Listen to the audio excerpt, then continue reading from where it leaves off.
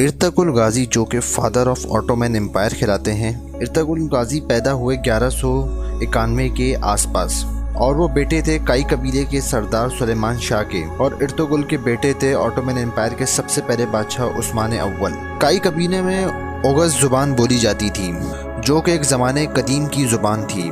یہ مغربی ترک میں بولی جاتی تھی اور پھر یہ قبیلہ کچھ 100 سال کے بعد یہ یوکرین کی طرف موو کر گیا تھا۔ ارطغرل ایک ترکش ورڈ ہے اور یہ الفاظ دو الفاظ سے مل کر بنتا ہے۔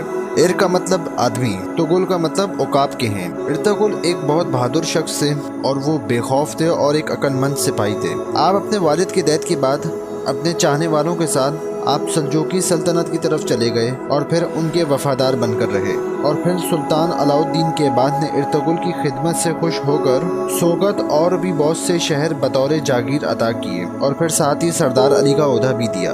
اور اس کے بعد اس شہر کے جتنے بھی آس پاس ترکش قبیلے تھے وہ سب بھی ارطغرل کے ماتحت ہو گئے۔ سوگت زمین اس لیے ارطغرل کو دی گئی تھی کیونکہ اس زمانے میں اس کی سرحد پر بستینی سلطنت کی بھی سرحد لگتی تھی، اور پھر سوگت کا ارطغرل کو سردار بھی بنا دیا گیا۔ اور پھر آگے چل کے کچھ ایسے واقعات پیش آئے جس کی وجہ سے یہ آگے چل کے سلطنت عثمانیہ کی بنیاد بنی۔ اسلام کی سربلندی کی خاطر اور اسلام کی خدمت کی خاطر ہی ارطغرل کو غازی کا لقب دیا گیا۔